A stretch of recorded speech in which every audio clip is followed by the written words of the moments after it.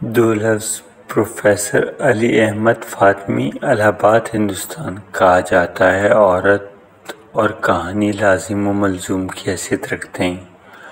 عورت اپنے آپ ایک پرسوز کہانی ہوتی ہے اور کہانی اگر پورے طور پر سچ جائے تو وہ بھی اپنے آپ میں عورت ہی کی طرح خوبصورت تخلیق ہوتی ہے۔ ایک اور عجیب بات ہے، عورت کہانی میں اور کہانی عورت کے ذریعے جنم لے تو ایک اور نئی کہانی کا جنم ہوتا ہے۔ ان دونوں کے معنی خیز انجذاب سے فلسفہ حیات کی ایک نئی شکل ابھر آتی ہے جو عموماً سہل طلب فکشن کے خلاف جاتی ہے، لیکن یہ بھی سچ ہے کہ بقول لارنس فکشن جب تک فلسفے کی منزل پر نہ پہنچ جائے بڑا فکشن کہلائے جانے کے حقدار نہیں۔ کچھ عجیب سا یہ بھی لگتا ہے کہ کہانی جس کی سادگی بھری شروعات پریم چند جیسے مرد نے کی تھی، اس کو فلسفے سے بھرا خردران جیسی عورت نے، یہ سارے ایسوسیشن بظاہر کچھ عجیب سے لگتے ہیں، لیکن بغور دیکھیں تو اندازہ ہوگا کہ عینی کے فلسفے میں بھی فکشن ہے اور پریم چند کے فکشن میں بھی فلسفہ۔ ان دونوں کے مابین ایک نازک عمل یہ ابھرتا ہے کہ فلسفہ کی خواہ کوئی بھی شکل ہو، اسے تخلیق کے بطن میں تحلیل ہوا کر ابھرنا چاہیے۔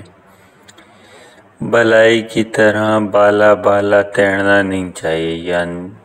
یہاں عینی پریم چند سے پیچھے چلی جاتی ہیں، جبکہ پریم چند ایک صنف کا آغاز کر رہے تھے۔ عینی کو بے پناہ تجربات کے بعد یہ مضبوط صنف ہاتھ لگی تھی۔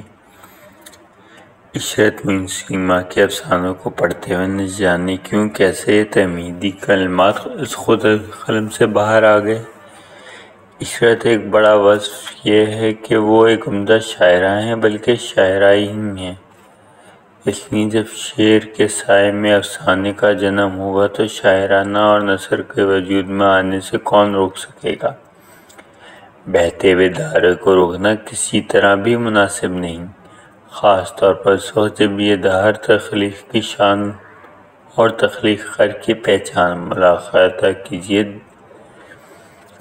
ملاحظہ کیجیے دیوار ہجر کے سایہ افسانے کو، اس کی دلکش شروعات کو عنوان سے محسوس ہوتا ہے کہ کسی افسانے کا کم، کسی نظم کا عنوان زیادہ ہے۔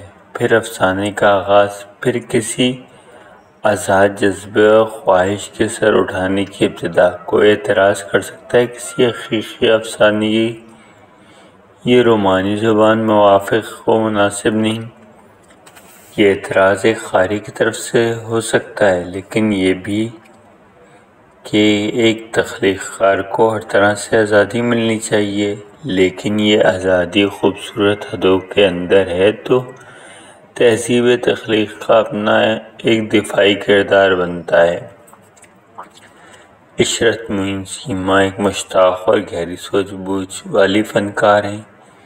انہیں اس بات کا علم اور شعور ہے کب رومان حقیقت میں تبدیل ہوتا ہے، کب حقیقت وجدان میں تبدیل ہوتی ہے۔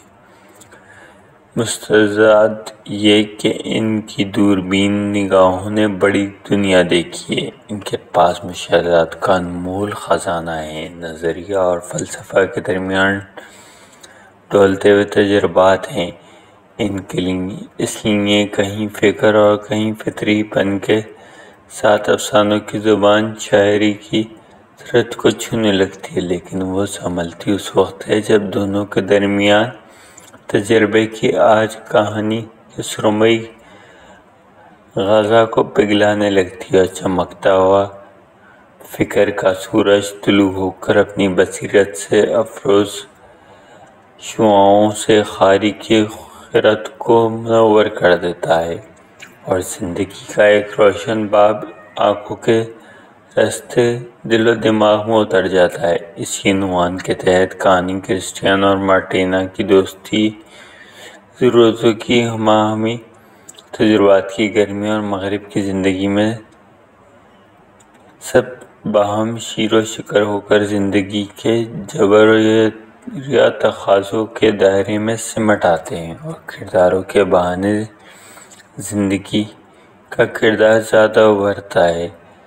دیگر کہانیوں میں بھی مشاہدات اور تجربات کے ساتھ ساتھ انسانی جذبات، رشتوں کے نرم و نازک معاملات، معنی خیز تصورات کا گلابی لبادہ اوڑھے دعوت فکر دیتی ہے۔ عشرت ایک سنجیدہ شاعرہ ہیں، کم و بیش وہی سنجیدگی، گہرائی اور فکر و فن سے مناسب متعدل وابستگی ان کی کہانیوں میں نظر آتی ہے۔ مثلاً ہمسایہ، شاعرہ، وحشت، کفارہ اور وہ کون تھی۔ وہ ہزار شاعرہ ہوں، لیکن یہ کہانیاں ہیں 100% کہانیاں، عمدہ، سنجیدہ اور ذائقہ مطالعہ، اور کہیں کہیں مغرب کی معاشرت کا معنی خیز حوالہ جو آگے بڑھ کر مشرق و مغرب کی حدیں ختم کرتا ہوا انسانی وسط میں ڈھل جاتا ہے۔ عشرت کی شاعری کی طرح ان کی افسانہ نگاری بھی ایک کیفیت، ایک حقیقت، ایک بصیرت ہے۔ ایک عمدہ کہانی کے لیے اور کیا سوغات چاہیے؟